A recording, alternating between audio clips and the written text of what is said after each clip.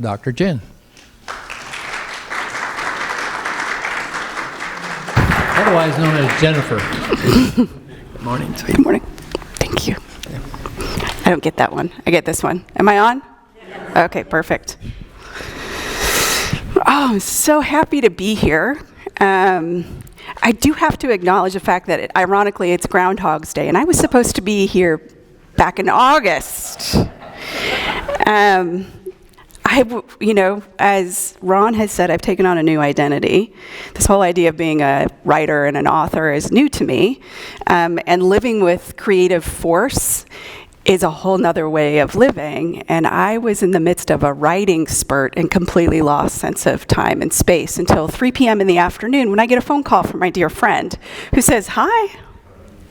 And I was like, "Hey, what's up?" And he was like, "You tell me." And then all of a sudden, time and space kicked in, and I realized I had missed my opportunity to spend some time with you. So thank you for giving me the grace of being here.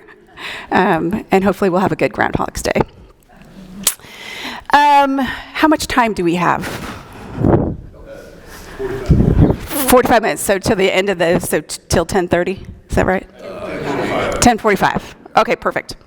I just want to make sure. So I've been here, this is now my third time, and just like every other time, I will ask, are there any burning questions that you need answered today?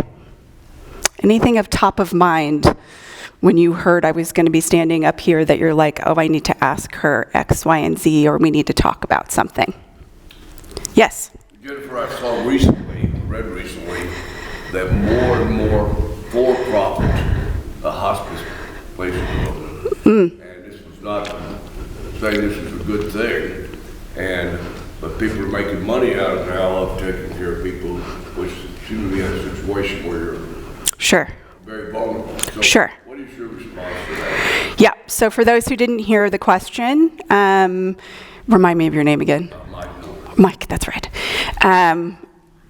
Mike was asking about this phenomenon, about the shift in hospice care moving from nonprofit to for-profit, and how that really has impacted care. This is going to just warning shot. This is not going to be good news. So Oklahoma is what we call a non-certificate of need state, meaning anybody who wants to hang a shingle and say they provide hospice can. Okay, so let that sink in. And that's been around since as long as I've been here. So Oklahoma, by definition, we only in Tulsa. Okay, Tulsa is a city of roughly between a million and a half, depending on how you count, right? And in a certificate of need state like Texas or a couple of others that are around us, where the state says, do we have a defined need? Then they determine how many hospices or home healths or any of the other services that CMS, the Centers for Medicare and Medicaid, actually pay for, right? Oklahoma's not like that. And so in a city of our size, we should have about 3 to 4 hospices. Currently, there are about 63 licenses floating around that usually about 30 to 40 are active at any given time. And every year when CMS goes through its rule changes in October, November, all of the people shift accordingly. We only have 2 non-for-profits in Tulsa. Everybody else is for-profit.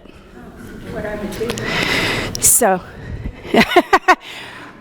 So outside the healthcare systems, right? So St. Francis has their own hospice. St. John's has Compassus.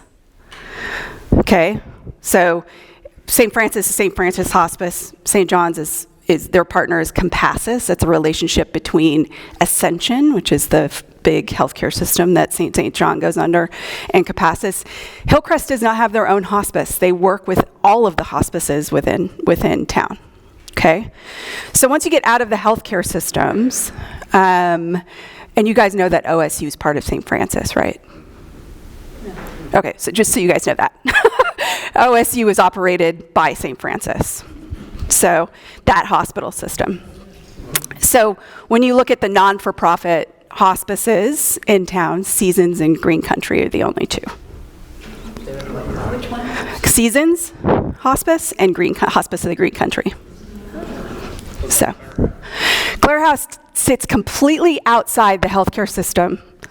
It's community-owned, meaning it's a non-for-profit organization that solves the problem of the social determinants of health, meaning we are not part of the healthcare system.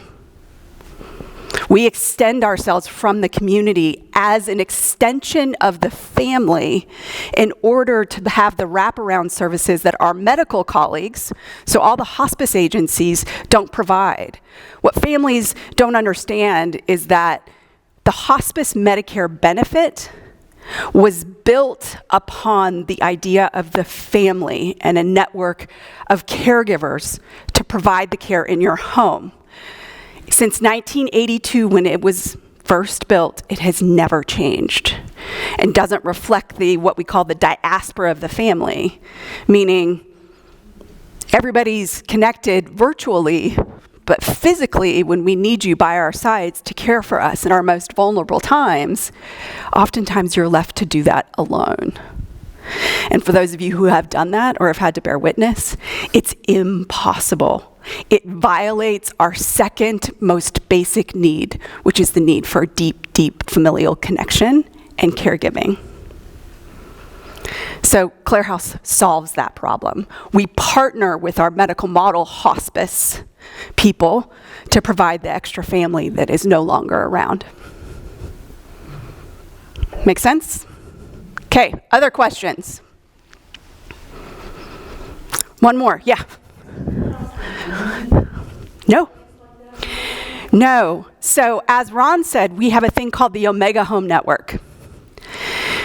Very proud of this. So give me a second to be very proud for a second. So back in 2013, I, at that point, had formally joined Clarehouse as a board member, was doing research on the model to prove its worth as a way to extend this social dynamic, this innovative model of end-of-life care across the science. I was like, we've got to get the word out. In that process, tried to find other people around. And so my colleagues and I were doing research and all of a sudden came across 4 other homes, two in California, 1 in Cleveland, and another one that was just forming in the Southwest, sorry. And so we gathered in the middle of June of 2013 to define what we call the social model hospice home, which is the formal definition of what Clarehouse is. From that very small meeting in 2013, we have gone from 4 homes to over 50 homes across the United States, with a membership nearing 200. So our little Clarehouse here in Tulsa, Oklahoma, is the gold standard for the social model hospice home concept. So as a result of that, we have a home up north with Catholic Charities campus called Porticelli. There's a home in Grove. There is a home in Bartlesville called Journey Home. And there is a home being restarted in Oklahoma City. So in our little region, we have some of the biggest. The others are in Buffalo, New York. There's a big cadre of them. We have a pocket in Michigan. There's some out in California, and then scattered across the United States. So very proud of that, yes. Okay. We'll hold further questions, but happy to stay and answer any of those difficult kind of things, because I know you guys tend to do that.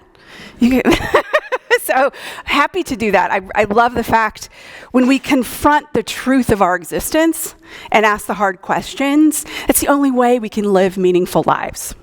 And every time I come here, you guys are a group of people that are willing to step into what, as Brene Brown says, the arena. Meaning you're ready and willing to get your hands dirty, roll your sleeves up, and actually get in the dirt of what life really is. So today, I'm going to share with you this concept of mortality salience. Just by definition, mortality, you're going to die one day, right? The awareness of our impermanence. Salience is a neuroscience word. It's a thing that calls our attention, right? So it's a shiny penny in the room. It's the thing that our attention is drawn to. Anything that's salient draws our attention.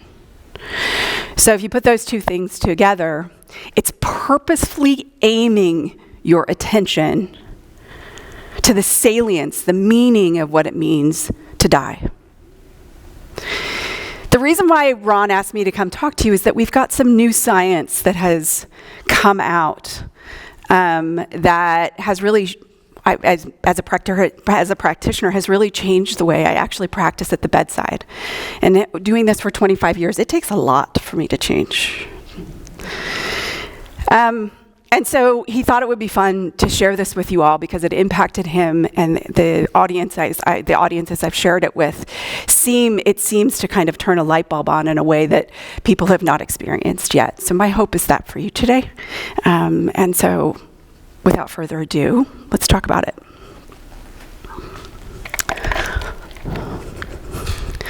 I know this is a lot, but I have to invoke one of my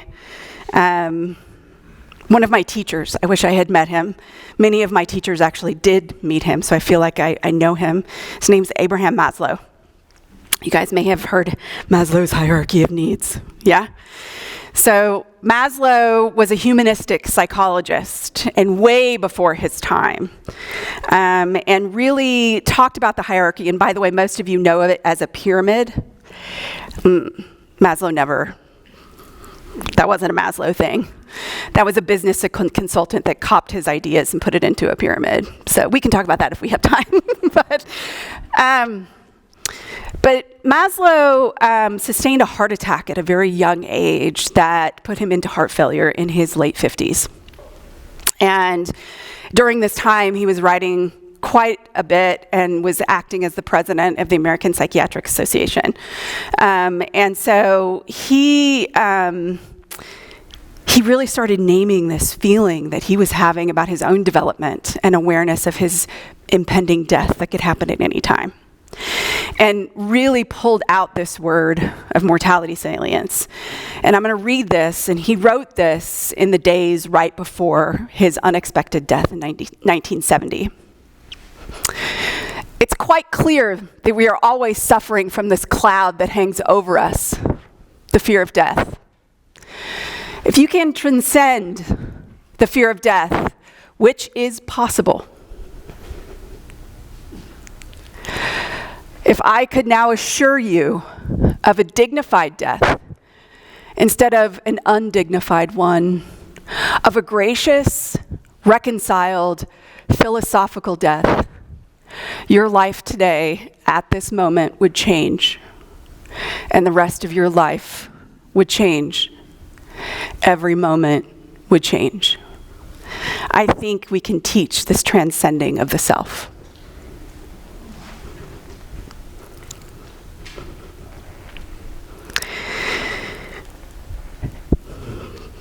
This is the truth of things. Death is the ultimate transcendent experience. What Maslow stated was that as humans, we go through 4 primary developmental stages, or ideally we would.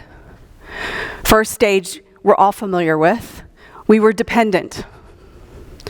We have the longest childhood of any mammalian species on the planet. As someone who's parenting 2 burgeoning young adults, young adulthood now is defined as 18 to 40.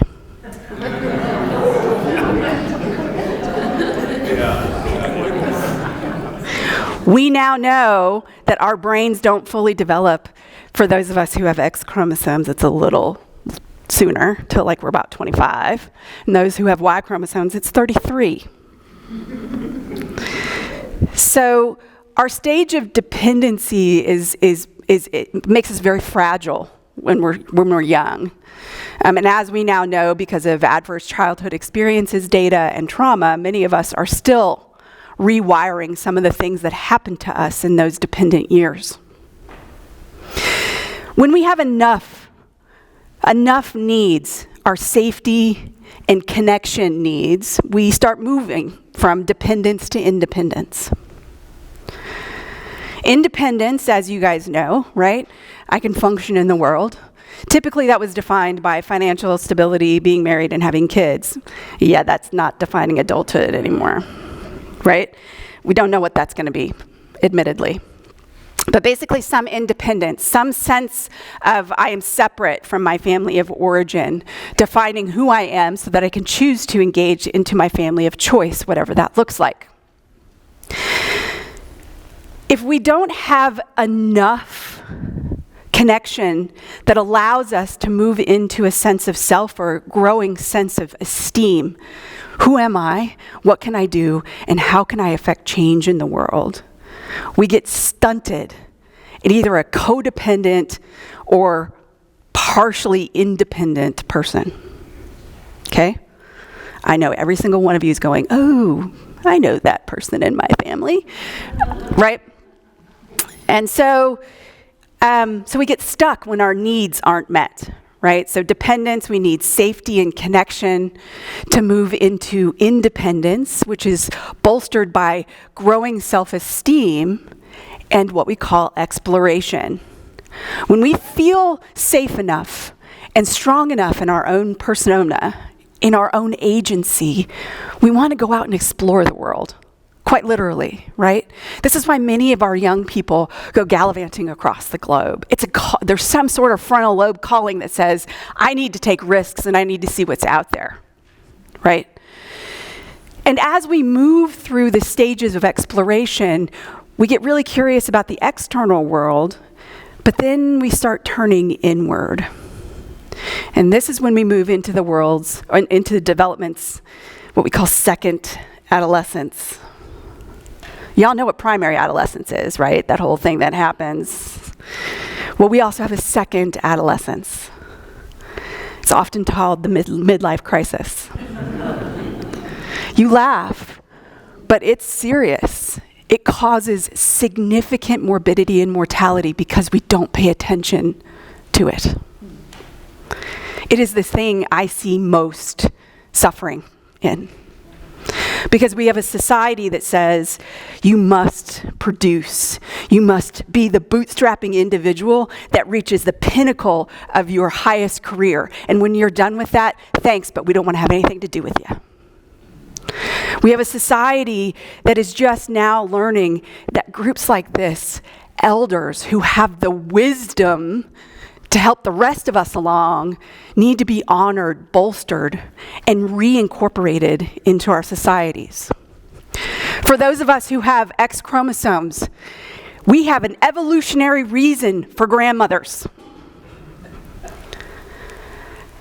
So women have to go through second adolescence to be removed from the reproductive cycle. Because guess what, guys? Reproduction is deadly. And those of us, the big mammal brains, so elephants, great whales, and humans, all have to take in significant amount of information for the species to survive. And so those three species pull a subset of its population out of reproductive health to carry wisdom and information so that the species can survive. That's what grandmas are. So we're starting, particularly in American society, it's not necessarily across all Western cultures or even ethnic groups, but we're starting to understand the meaning and the need for us to have elders so that more of us can move into this third stage of development, which is interdependence. So we have dependence. We're dependent upon our families of origin. We become independent. We start figuring out who we are.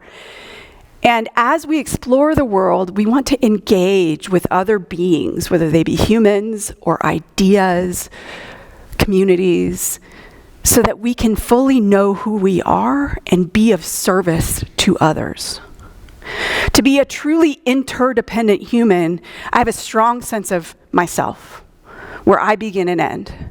And when you engage in an intimate relationship with someone else, whether it's romantic or otherwise, they also know where they begin and end. And the two of you create a third thing that is called a relationship. That's interdependence, true interdependence. And it's very, very pro-social, meaning I am loving you because I just want to love, for love's sake. It's allowing you to be fully felt, fully known. It's one of the most vulnerable yet productive and creative relationships we can be in. Okay? And it doesn't have to be with another human. It can be with an idea. It can be with a community.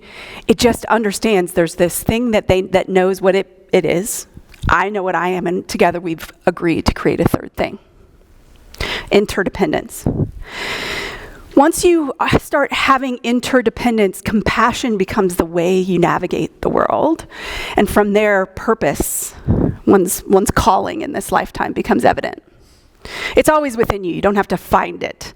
You just have to get the debris out of the way. There are many transcendent experiences, meaning we move from dependence to independence to interdependence to the ultimate of human development, which is transcendence. We get glimpses of this across our lifetimes. Remember the birth of your first child or your first grandchild. Time and space went away. I'm thinking about this right now because one of my best friends just had his first grandson yesterday. So it's time and space goes away. Nothing else matters. The world is right and ordered. Bliss, love, all pervade the room. Right? Sometimes you may experience that in your chapel, in your prayer, in your meditation, when you're in nature. All of us get glimpses of these transcendent moments where the debris, and pardon my French, the bullshit of life gets cleared away. Death is a guarantee that that's going to happen. And if you don't do the work consistently through your life in preparation for this wonderful, beautiful, ultimate human experience, the highest creative calling of a human life, you may miss out on a wonderful, amazing opportunity.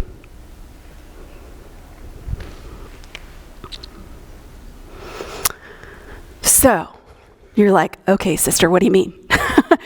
How do we take that like highfalutin concepts, right, and make meaning of it today? How do we change your life again in this moment today? A friend of mine, I can call him a friend of mine now. It's really cool because I met him. His name's Sam Pernia. Sam's up at NYU. He is an intensivist, meaning he's an ICU physician.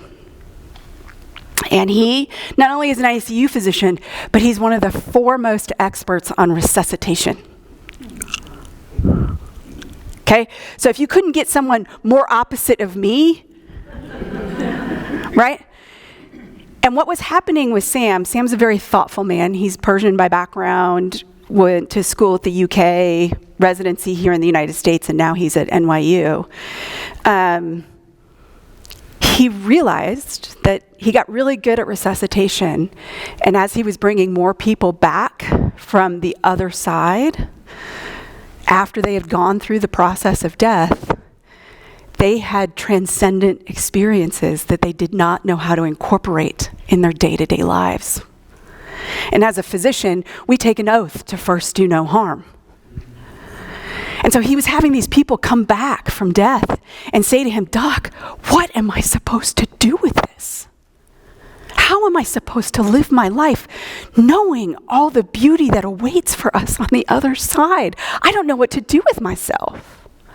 And this was happening so frequently that he finally was like, I got to do something about this. If I'm going to resuscitate people, I have a responsibility to know that this is one of the outcomes and the consequences of doing the work that I do. I don't know if you guys have ever been in the ICU or have met anybody who does resuscitation, but none of them think like this. So Sam's a unique human, and I think the reason why is because his father sustained an infection that rendered him in a persistent vegetative state most of Sam's young adult life. And Sam was always curious about what is his dad's experiences of personhood? What is his experiences of consciousness? What is going on in this man that is perceived to be in some state of a coma, right? So you couple those two things together and we get the science that has come out that we now call the recalled experiences of death. Many of you may have read Raymond Moody's book, Life After Life, that was written into the 1970s. Lovely human, right? Oh yeah, totally. And he's still around, he just did an update. Yeah, so most people don't know, so before he became a physician, he was a theologian and a philosopher. Modern day, we don't have very many of those. And so what has happened, and we don't have time to go into it, but I think it's evolutionary based. I think as a species, there's something fundamentally happening in us, and we can have a whole time talking about that, but just kind of put that there. We're in the midst of an evolutionary jump right now as a human species. There's no doubt about that. And one of the consequences is that since the 1970s, particularly some argue since kind of the mid-40s, 50s, after war became an exception rather than a rule, that more and more of us were having transcendent experiences as humans. Meaning, we had these near-death experiences that people will talk about, and we'll get into those. But more people the psychedelic movement that was in the 70s is now in its renaissance. That's a whole nother topic we can talk about. But more people going into reflective and contemplative practices, more people doing that inward turn to explore what it means to be human and the faculties of an adult human and the concepts of a self-actualized life. The wellness movement has its benefits. Coupled with the food industry and the healthcare industry, it's kind of gotten bastardized a little bit. But the whole point is that more and more people are having these transpersonal experiences, meaning going beyond the self to understanding that there's an element within us that actually is immortal. In your vernacular, that would be called a soul. In my vernacular, that would be called a consciousness, because that's what the scientific tradition calls this entity of us that remains present after the moments of death.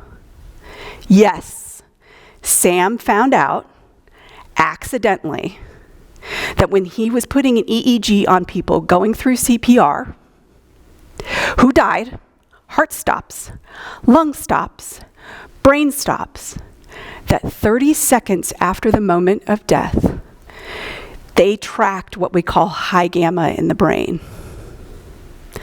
High gamma is the most integrative, highest functioning brain wave that we can capture on EEG. The only other place that we see high gamma is when I put the Dalai Lama under an EEG or an MRI to show me what's going on in his brain when he meditates. So it's this understanding that we exist after death. As you can imagine, when a resuscitation scientist says, hey, we have a part of us that remains after our body dies, you can imagine the scientific world going, what? So that's a big deal. I understood that philosophically, taking care of people, but to know that that's real, my practice changed in that understanding. We don't know how long this high gamma lasts after the moments of death. Because as you know, Sam resuscitates people and they come back into their bodies and reanimate. So that's minutes in his world. So we have to go look at other sources of information like philosophy and religion to point to us to say, how long does this post-mortem experience, how long does the real dying process and the transmuting of my soul or my consciousness take? Everything from 21 minutes to 5 days. That's all we got. So as a practice at Clarehouse, recognizing this is now a science, we do better when we know better, right? That we don't touch bodies for 30 minutes after the moment of death. And encourage families to sit in silence, in meditation, should they want to be close to their loved one, offering, you have died, we love you, it's okay, and encouraging them to continue through this process that we'll talk about. pretty nuts. We've been doing that since August. And I will tell you, the transcendent experience is not only that the patient is going through, but families have experienced, and as our staff have, as a result of allowing this sacred space to occur. Okay? The other part of Sam's work revealed a more directive and consistent form of these near-death experiences that Moody talked about, that shape the actual dying process for us. I had already been doing this kind of inherently just because of 25 years of doing that. You kind of figure out patterns and all that kind of stuff. But to have it named directly and to be able to point people to it is a powerful, powerful thing. Because when we have language around something, we can start grappling with it and making meaning of it, incorporating it into the more tangible experiences of our life. As long as it remains in the more mystical parts of our life, it's symbolic and has a really hard time being ineffable and speaking about it. And so having Sam's words through over 587 accounts of recalled experiences of death across the globe, across age, across demographic, demonstrates that this is a human experience.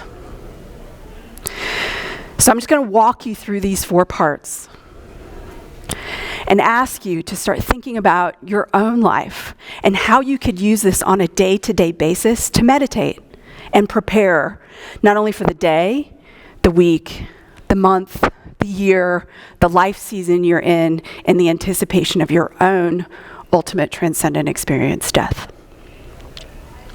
So the 4 parts, briefly. The first thing we experience when we are called to the gray zone of death, that's what Sam calls it, it's like wading into the ocean, okay? So you're standing on the sand and you realize, oh, I'm headed in this direction. The first thing that people feel is an awareness that they're dying and that they're separating from their body. And if you haven't actively engaged in this soul part of yourself, or this consciousness part of yourself, this can actually elicit a significant amount of fear because this is the first time oftentimes they are aware, I am not this body, I am not this mind. And if I'm not those things, then what the hell am I? So it can invoke a significant amount of death anxiety from the sense of self that has always ruled this person's life. It can also be transcendent for people who have engaged in the work of pulling in the consciousness or the soul into their day-to-day life. They often get really excited about it. It is the ultimate way to have a good death. It's like, finally, it's here. The next thing that happens is, you can imagine, is like, okay, death is happening. There's this anticipatory planning or like journeying experience. I mean, think about going on the big trip of your life, right? And how much lists of like, okay, we got where are the passports, all the things, right? This is where the euphemism, I got to tie up my affairs, comes into play. Families often get run around on crazy, like, everybody's going, yes, I remember this, right? We actually have people who pace, like there's physical movement.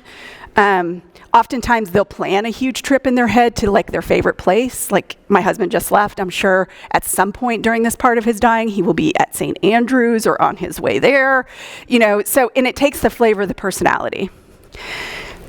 Oftentimes this can be terminal restlessness, because there's a fear, right? Again, if we haven't engaged in this part of us, there's this anticipation of, I have no idea where I'm going, I have no idea what I'm doing, and we can see people get very, very agitated. And when that happens, oftentimes traumas that have been unprocessed tend to percolate. And so we have to deal with a lot of that anxiety, because the reason why the sense of self constructs fear and all sorts of boundaries and stuff around the things that really hurt us or are emotionally overwhelming for us is because we haven't done our work. If you don't take anything away from today, what you don't take care of in life, death will do for you. I can promise you that with 100% certainty. So where we're dying, depending on who you are, that might be really exciting or really anxious-provoking. We start get ready for it. And as these things start growing, so the awareness is continuing to grow, this anticipatory planning is happening, we start having what we call life review. And then the last piece, and I want to spend some time on that. And then this last piece, as we've had enough life review, then we start feeling this sense of being home, or we get flashes of what we know as heaven. Until that's all we experience. Okay? So I'm going to go through each one of these a little bit more in detail. We've already talked about the perceived separation. Most people, when they're dying, they're still communicating with us. At this point, there's still consciousness present in the material world. Okay? So when anybody says to you, I think I'm dying, you better pay attention to it. I can't tell you how many times, I do rounds as a resident at 3 o'clock in the morning, and because at that point my energy's through the roof, right? My second winds come, and I'm just rounding on people. So, because in the hospital nobody sleeps, right? It's just the way it is. And so I would go in and talk to a patient, and she would be, Dr. Clark, I'm not going to see you tomorrow morning. And honoring that, recognizing that this is a fundamental part of who we are. If someone says that to you, or if you feel that, pay attention, because it's a real thing. There's an awareness that occurs. And it's sometimes people need to tell that story to their families, because their families are so afraid of death for them that they're not allowed to tell that story, that moment. So if you have the opportunity, encourage that recognition. Heading to a destination. This is more about normalizing this experience for people. Are there things that need to be done and taken care of? Sure, we'll do that. But just know that this is a normal part of things, and this restlessness is okay. You're just excited about what's happening. What are you nervous about, right? What are you thinking? What are you dreaming? Sometimes people start visiting that have died, whether in dreams or directly. Like one of my patients said, I'm sitting here, she's in the midst of this happening. I'm sitting here and I can see Clarehouse, but then I have this portal to my mom's house. She's like, what is this? I was like, that's part of this process. Where she's like, do I go there? Do I not go there? Do I go there? Do I not? So like and so that part is probably one of the more, we sometimes have to medicate because it's so difficult to participate in. And so just giving enough medication to separate the experience from the anxiety. This has changed my life as a human being. When we enter into life review, 4 major things occur. I'm sorry, this is kind of an eye chart, so I'll read it.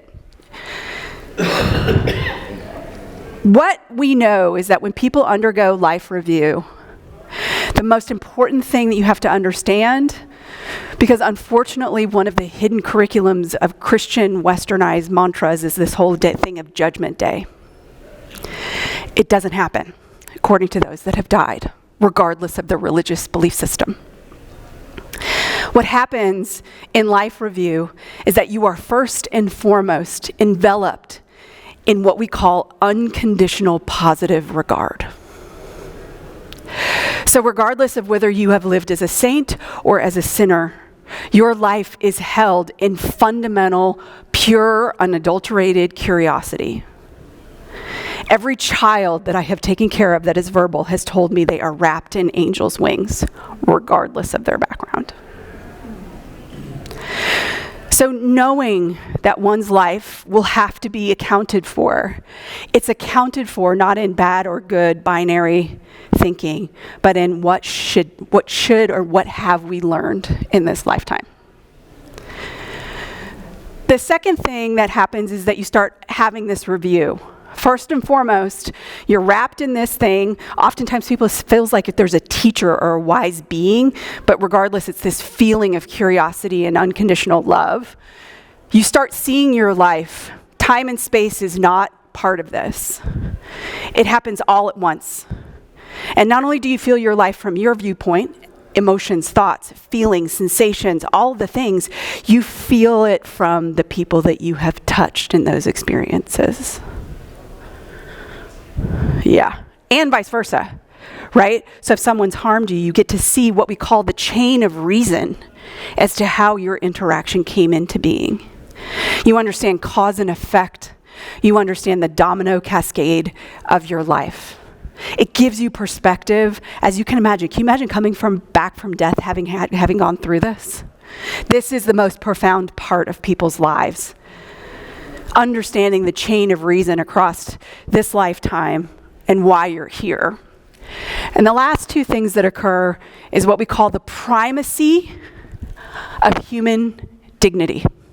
And that there's an underlying universal moral and ethical code. This is where all of our wisdom traditions come up with things like compassion, love, courage, vulnerability, right? Look at any of your traditions and what are the values that they harness. It's all about, they're all the same things, different words, but all the same meanings. It's about human dignity. And from that, you understand that there is a hierarchy of knowledge that is so far beyond what us humans understand, and our arrogance and the centricity of how we exist as a species. And that reality is much, much more expanded. Knowing one day that I will formally sit through this process, I informally imagine what it's like to go through that process every single day. I walk myself through this. I'm dying. I'm planning on going somewhere. And I start my life review just over the last 24 hours. So that I know and can be prepared for what it's like to go home again.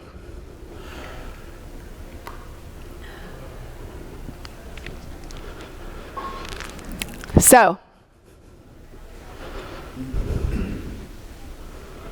today, in this moment, I can guarantee you that you can have, should you wish, a gracious, dignified, reconciled, philosophical death. But the privilege we have as humans is you get to make that choice.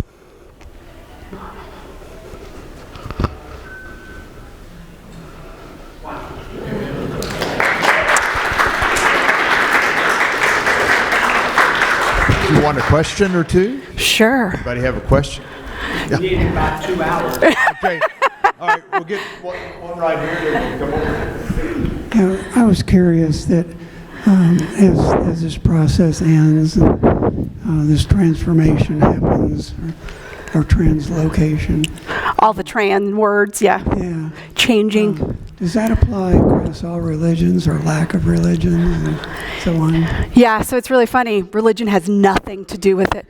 Oh, sure. The question is this experience regardless of faith or traditions, practices? Yes.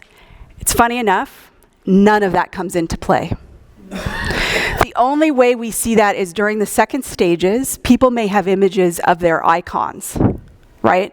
So in our, that would be a big icon, that cross, that's right. So in the second stages, when you still have one foot in this world and one foot in the next world, you may see the icons of your faith background. But once we get into life review, all of that goes away. All of that goes away. And so it doesn't matter.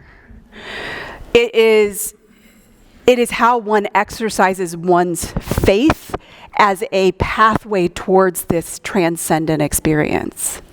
So by participating in a faith passively, there's no guarantee.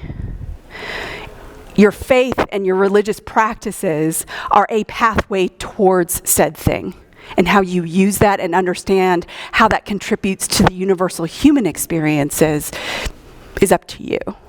It doesn't matter where you come from. So, yeah. I don't think Doc and Nancy are here today, but I can remember the story about Nancy's mother, Catherine Stone, when they took her to Clarehouse. And the first words out of her mouth, this has never been 10 years ago, she was about 90, I think, at the time. First words out of her mouth when she met the professional staff there at Clarehouse was, "Is there anybody here that plays bridge?" Totally. So what Mike said was, one of the loved ones came into our home at Clarehouse, and she rolled over, we call it the threshold.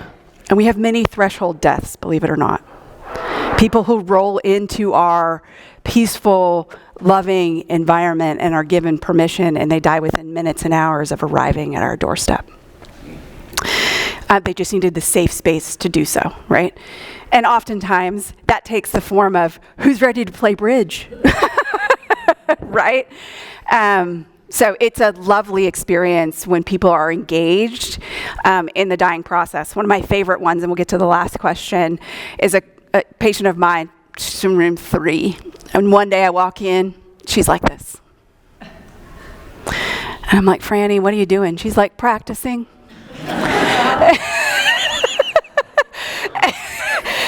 And she and I then had a transcendent moment. I actually got to be part of it with her.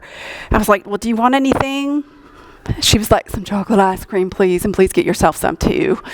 So I went and got ice cream for the two of us, and we're sitting there, and all of a sudden, she transports the both of us back to a moment in her life when she was 5, eating ice cream with her siblings on a hot summer day in Enid, Oklahoma, and the color of the grass and the taste of the strawberry ice cream and the perfume and the sweat coming off her mother and the dirt in her fingernails.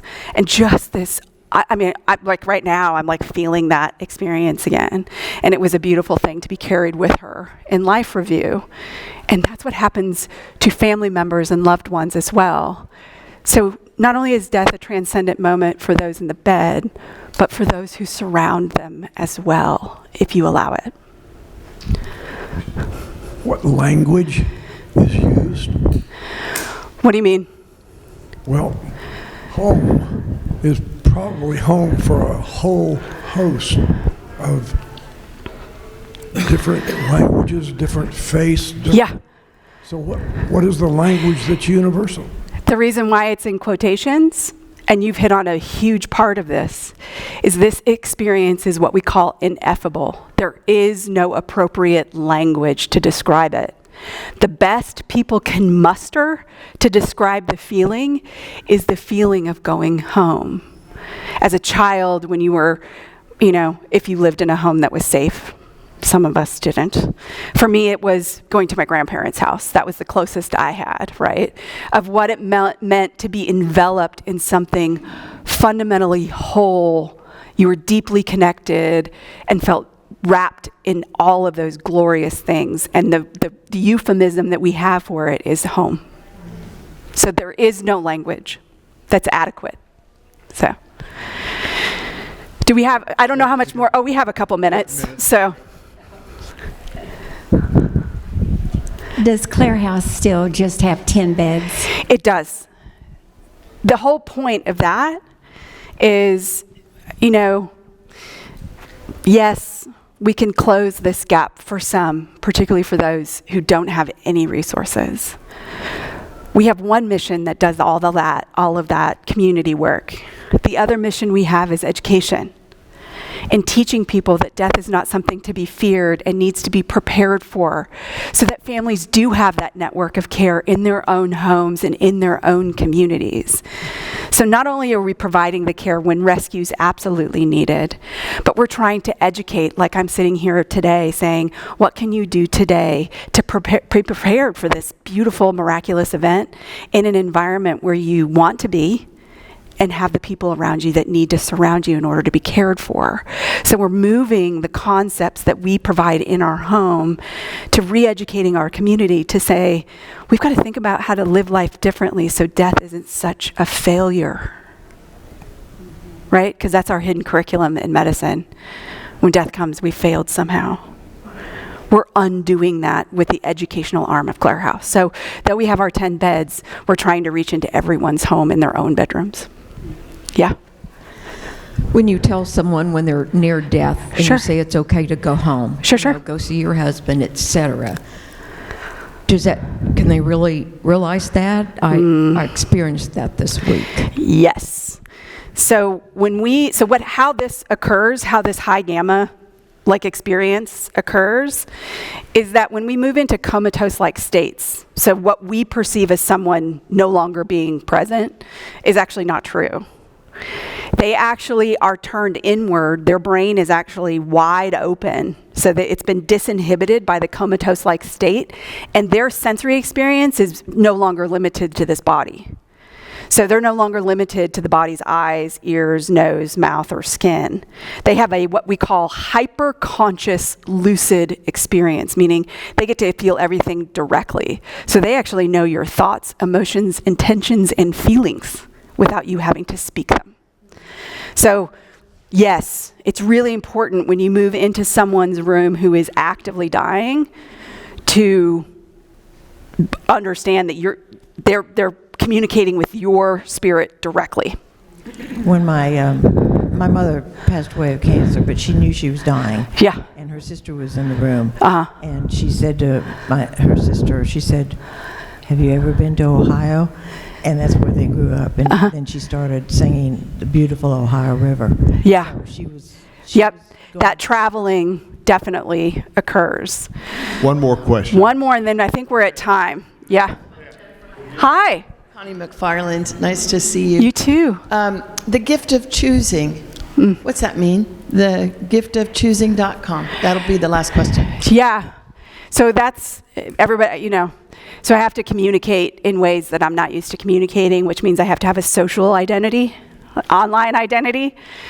So I wrote a book, that's as we talked about previously, and there are 4 books in the series. This first one is Suffer.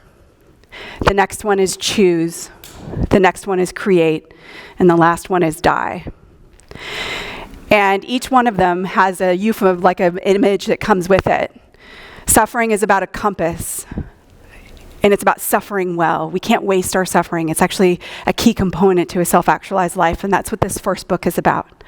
Second book is called Choosing, and as humans, we've been gifted with the ability to choose. So the gift of choosing, which I thought was going to be the first book, it's the second. The third book is The Art of Alchemy. It's really about learning how to live an actualized life. And the fourth one is about opening to mortality. So those are the subtitles, if you will. What I thought would be the first book ended up being the second book, but it took on my identity. So, yeah. So I believe there are copies of Suffer. I have copies here if people want them and want to purchase them, and I can sign them for you. I've got bookmarks I got all the things. If you want to think about it and want to come and hear some more, on Tuesday night, Magic City Books downtown is hosting a big shebang. Public debut. There's been private ones here and there, but it's the first real public one that we're having. And one of my really good friends, her name's Tracy Spears, who's a very entertaining personality, will be interviewing me. I'm not sure. I'm kind of nervous about that. But you can handle it. Yeah. It'll be fun, if anything else, and you can come out and support our local non-for-profit bookstore and things like that. But, Ron was like, can you bring your books? Because I'm sure people are going to want them. And so I've got a handful here. If you guys want those, I'm happy to, wherever you want me to sit and do that so I'm not disruptive, I'm happy to do so. So as Dr. Jen concluded her conversation with us this morning, I heard a couple of wows. Did anybody resonate with that? Wow. Yeah. Jennifer, wow. Thank you.